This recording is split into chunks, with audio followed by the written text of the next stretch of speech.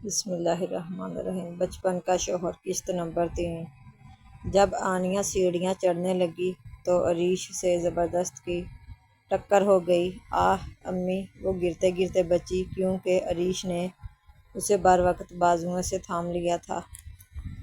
वो माथे को मसलते हुए अरीश को घूरती गुस्से से बोली, लोहे के बने हैं आप, मेरा सर और छोड़े मुझे।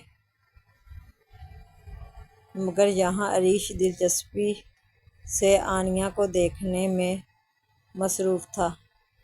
वो झंझला ही गई। अरीश ने उसकी एक भी नहीं सुनी थी।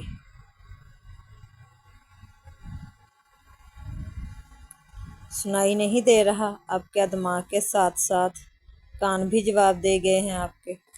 वो चिढ़कर गुस्से से बोली।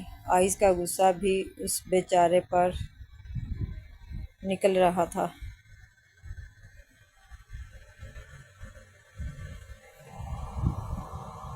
नहीं, कान का तो पता नहीं। उस दिल ने ज़रूर जवाब दे दिया, वो भी आपके हक़ में। वो दिल पर हाथ रखता मुस्कुरा कर बोला,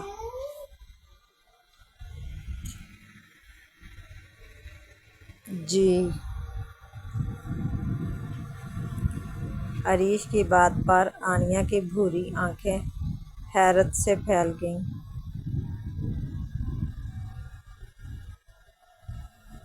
रास्ता छोड़ें, आपका इलाज नामुमकिन है, वो बेनियाजी से बोली।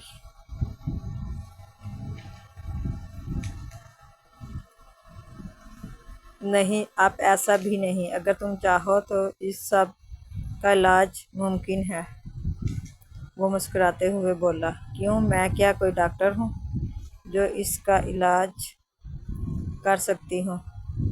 और छोड़े मुझे। आनिया को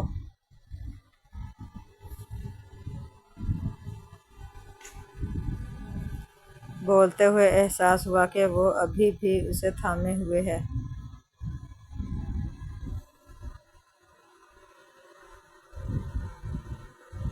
वरना शायद अरीश की बातों से वो कब की चकरा कर ही गिर गई होती। क्यों छोड़ूं? मेरी बीवी हो तुम, मेरी मर्जी, वो जताते हुए बोला।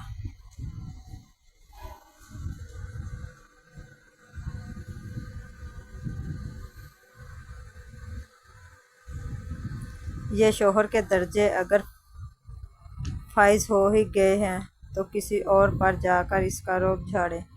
और दूसरी बात ये कि मैं आपकी बीवी नहीं, अभी सिर्फ मनकूहा हूँ।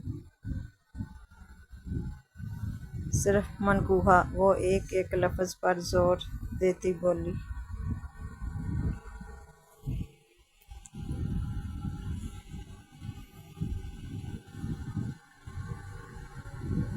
ओ माई गॉड!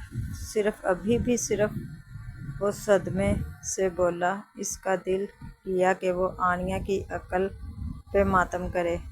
इसके लिए ये रिश्ता सिर्फ था।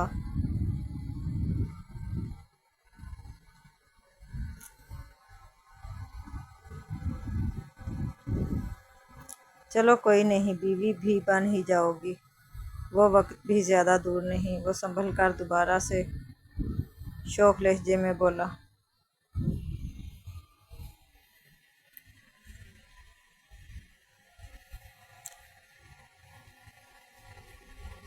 वाट, क्या बकवास है ये? मैंने कोई आपसे शादी वादी नहीं करनी। आनिया तो भड़क ही उठी। अरीश अब तक इसे छोड़ चुका था।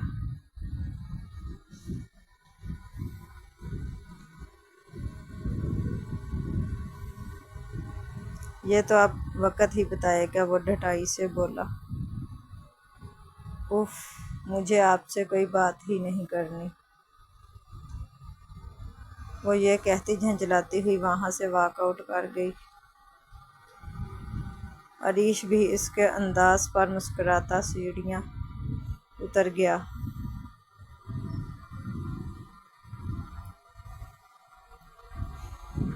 आइस भागता भागता कमरे में आ गया था। अभी कमरे में आकर उसने सुख का सांस लिया ही था कि उसका फ़ोन बज उठा।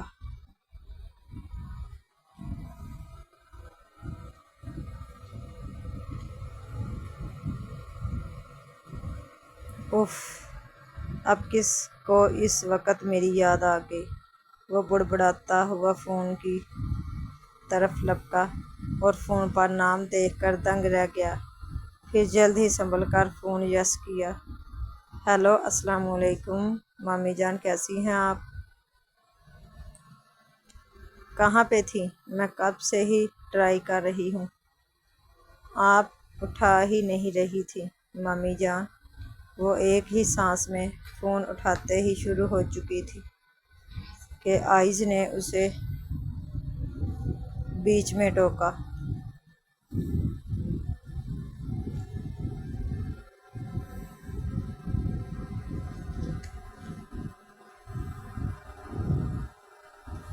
मामी जान का बेटा, खासा जोर देते हुए वो शरारत से सिर्फ इतना ही बोला। रीज ने ज़बान दांतों तले दबाई।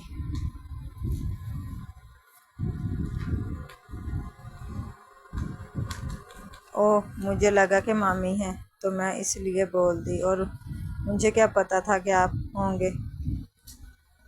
वैसे मामी कहाँ पे हैं? मेरी उनसे बात करवा दें, मुझे बात करनी है। वो अब संभल चुकी तो फिर से नॉन स्टॉप स्टार्ट भी हो चुकी थी।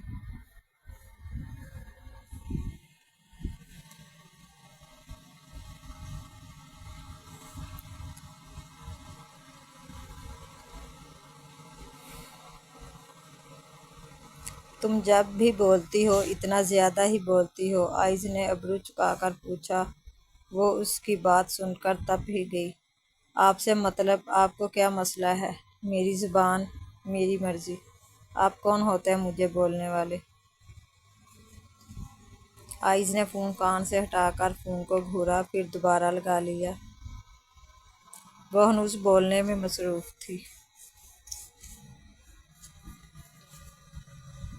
ओ बाय द वे, मैंने आपसे बात ही नहीं करनी। मैंने मम्मी जान को कॉल की थी, कहाँ है वो? बात करवा दे मेरी, वो तिंग कर बोली।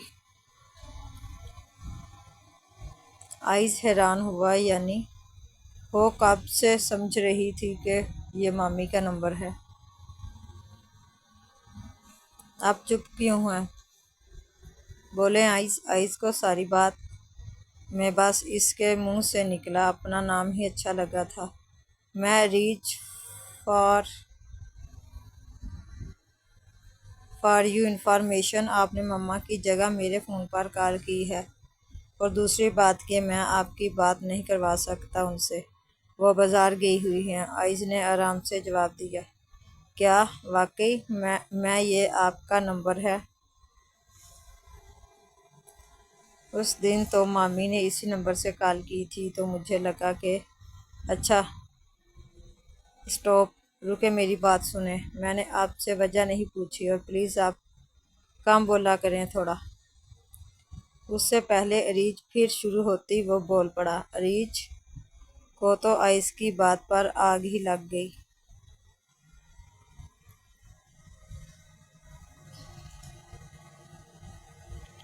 आप फिर से वही बात कर रहे हैं। मैं अब इतना भी नहीं बोलती जो आपको मुझसे इतना मसला हो रहा है। अगर फिर भी आपको मेरे से इतना ही मसला है तो आप कॉल काट दें, हो ना? उसने बेनियाजी से कहकर अपने बाल झटके थे, मगर दूसरी तरफ से कॉल कट की जाने की आवाज़ सुनकर दंग रह गई। सच में कॉल काट दी? वो फ़ोन सामने किए मोबाइल को दुख से देखती हुई बोली।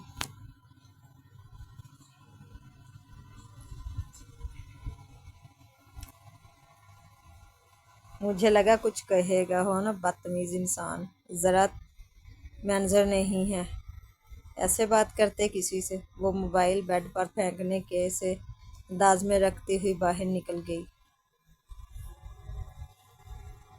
उधर आइस की हंसी ही ख़त्म नहीं हो रही थी। वो मुस्कुराता हुआ कमरे से बाहर निकला तो सामने से आनिया आती नज़र आई। आइस को थोड़ी देर पहले वाली बात याद आई तो भागने लगा, लेकिन आनिया देख चुकी थी। आइज रुको ज़रा वहीं, मैं तुम्हें ऐसे ही जाने नहीं दूंगी। वो चलती हुई उसके करीब आई तो उसकी मुस्कुराहट देखकर रुकी। और ये किस बात पर इतना मुस्कुराया जा रहा है? अरीज को देख लिया है क्या? आनिया आइज के सर पर खड़ी इस्तफसार कर रही थी। आइज आनिया की बात पर हल्का सा हंस दिया। नहीं देखा तो नहीं, मगर बात ज़रूर की है। ओहो, बातें कर लें, हमें खबर भी ना होने दी। बातें कर ली, हमें खबर भी ना होने दी कि हमारी देवरानी जी का फ़ोन आया था। आनिया ने आइस को टोका मारा। नहीं, अब ऐसी भी कोई बात नहीं। आइस ने सर खुजाया।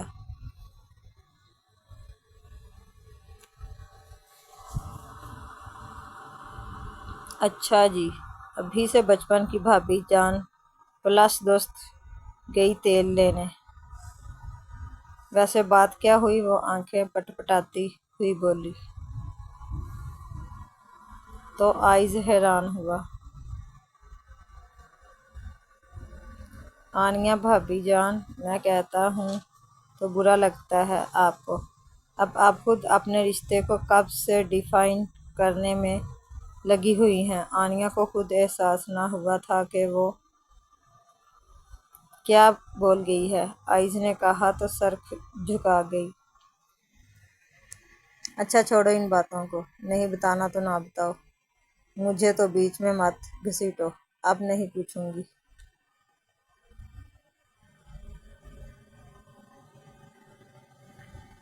वो अपनी खफत मटाने को बोली। अहम अहम जी जी। आइज ने मानीखेजी से इसे देखा।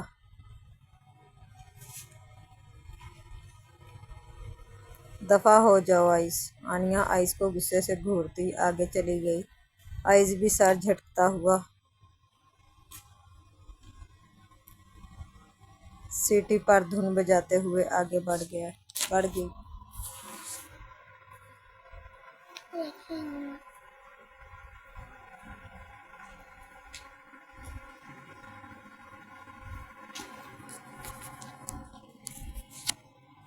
जल्दी कर लो, तुम मेरी शादी पर जाने की तैयारी नहीं कर रही जो इतना मेकअप कर रही हो। आइज आनिया की तैयारी देखते हुए बोला। तुम्हें बड़ा शौक हो रहा है अपनी शादी का। वो आ रही है ना, करवा देंगे शादी भी, वो शौकी से बोली। अच्छा फिलहाल ले तो आए, इसे तभी शादी करवा सकता हूँ। वो आनिया को देखकर बोला जिसकी तैयारियां खत्म ही नहीं हो रही थी। वो इस वक्त सब एयरपोर्ट जा रहे थे जबकि दोनों खवातीन घर पर ही थीं।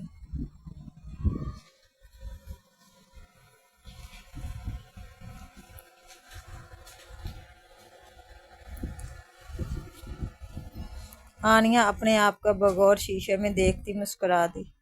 उसने पर्पल कलर की फ़राक और नीचे वाइट चूड़ीदार पजामा और साथ में फ़राक का हमरंग दुपट्टा गले में अच्छे से लिया हुआ था। मेकअप इसने पूरे जी जान से किया था। आंखों में लाइनर, मस्कारा और काजल था जो कि उसकी भूरी आंखों को मज़ीद खूबसूरत बना रहा था। और हल्की गुलाबी लिपस्टिक लगाई हुई थी। लंबे भूरे बाल खोल रखे थे। पाँव में हील पहनते हुए वो गुनगुना रही थी। वो वाकई बहुत खूबसूरत लग रही थी।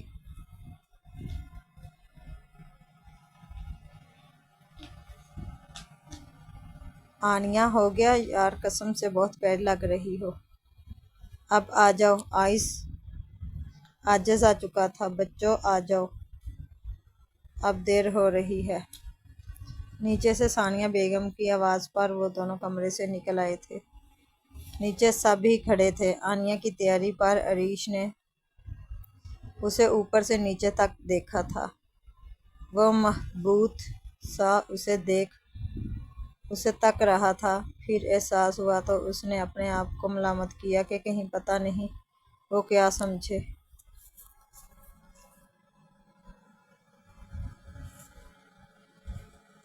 अस्तगफार, वो मुंह में बुड़बुड़ाता हुआ आगे बढ़ने लगा।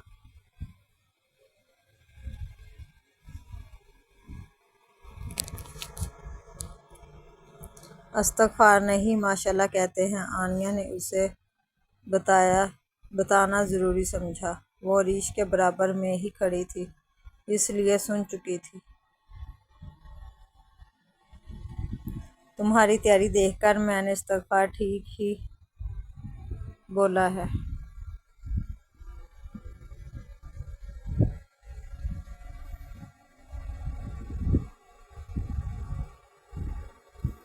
वो इस्तहज़ाइया हंसा। आपको आखिर मेरी तैयारी से मसला क्या है? वो तिनक कर बोली। मैं फ़ज़ूल बहस में नहीं पड़ता, वो कहता हुआ आगे बढ़ गया।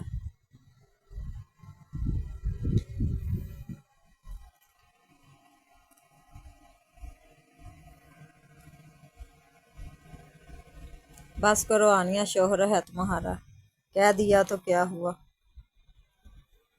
अब जाओ, देर हो रही है, मदीहा बेगम ने आनिया से कहा, जो खड़ी तिलमिला रही थी।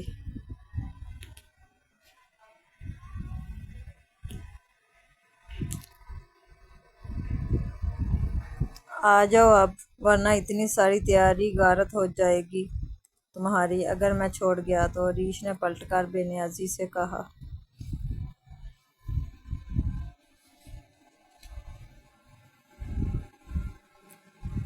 शौहर ऐसा होता है शौहर मेरा। वो गुस्से से पैर पटकती अरीश के पीछे चलने लगी। मदीहा बेगम फिक्रमंद हुई।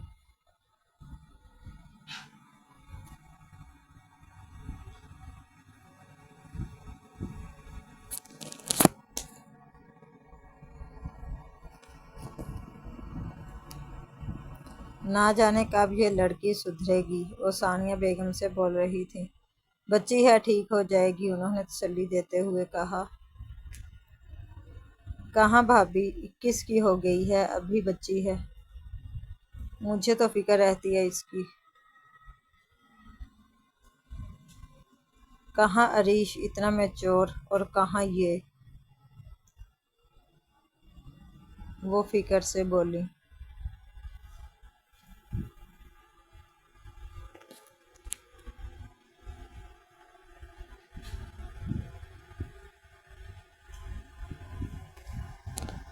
कुछ नहीं होता, अरीश को भी तो चाहिए ऐसे बात ना करे आनिया से, सानिया बेगम बोली। मदीहा बेगम चुप कर गई।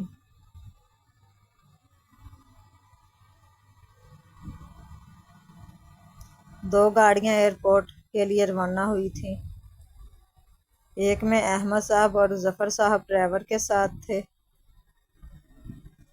और दूसरी में अरीश, आइज और आनिया।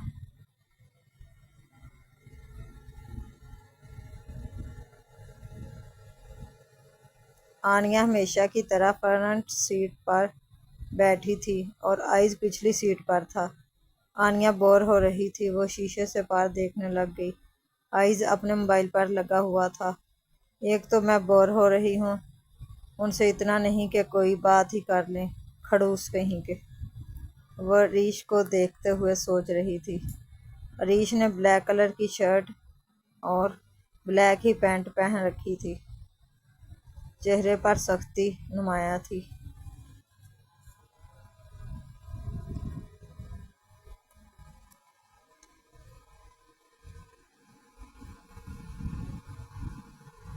और ये आइज, इसको भी मेरा कोई ख्याल नहीं। वो आइज को मुड़कर देख रही थी, मगर आइज फ़ोन में इतना मगन था कि इसे पता ही नहीं लगा। वो फिर से आगे देखने लग गई। Any problem? अरीश ने आनिया को एक नज़र देखते हुए पूछा। आनिया ने चौंक कर अरीश को देखा। आपके होते हुए प्रॉब्लम हो सकती है, वो तंज करती हुई बोली। अरीश ने मुस्कुराते हुए सर झटका।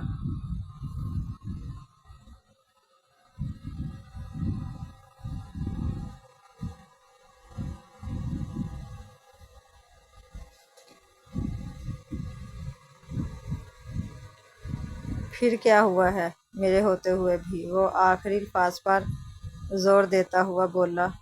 आपने सबके सामने मेरी इंसल्ट क्यों की? वो मुंह बनाते हुए बोली। इंसल्ट? वो हैरान हुआ और एक नज़र आनिया को देखा तो वो उसी को नाराज़गी से घूर रही थी।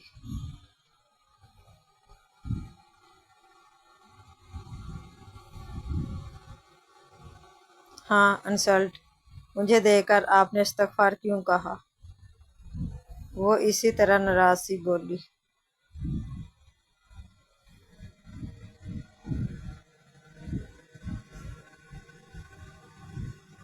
हाँ हाँ हाँ हाँ, अच्छा यार, वो तुम्हें वो बुरा लगा? अच्छा, सही है, अब इस्तग़फ़ार नहीं कहूँगा, वो संजीदगी से बोला।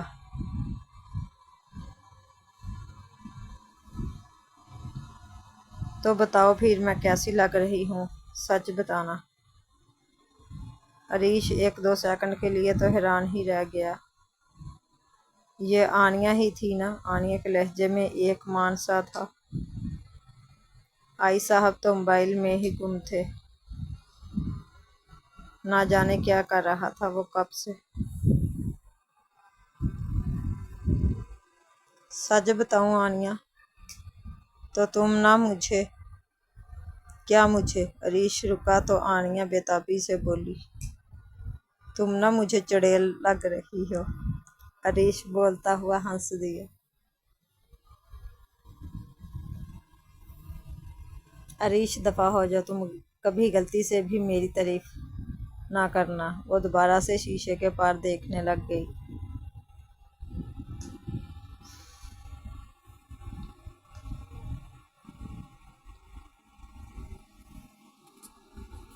हरीश सर झटकता ड्राइविंग में मगन हो गया। अभी खामोशी छाई ही थी कि आइस बोला।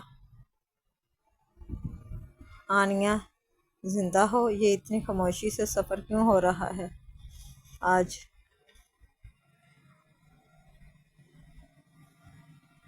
आइस की बात पर आनिया ने आइस को घूरा। तुम्हारी बाजी से बात हो गई जो होश आ गया? कौन सी बाजी? आइस ने हैरत से पूछा। हरीश अपनी हंसी दबाए ड्राइविंग में लगा रहा। वो बस पहुंचने ही वाले थे।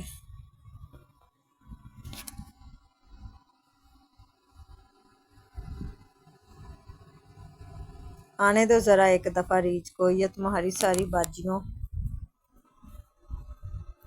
को तो मैं ब्लैक लिस्ट में डलवाती हूँ।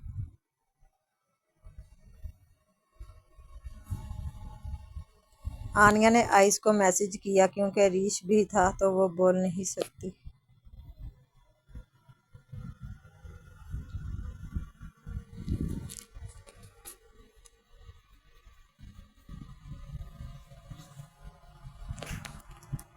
आइस ने मैसेज टोन बजने पर मैसेज ओपन किया तो हंस दिया क्योंकि वो किसी लड़की से बात नहीं कर रहा था, वो तो गेम में लगा हुआ था।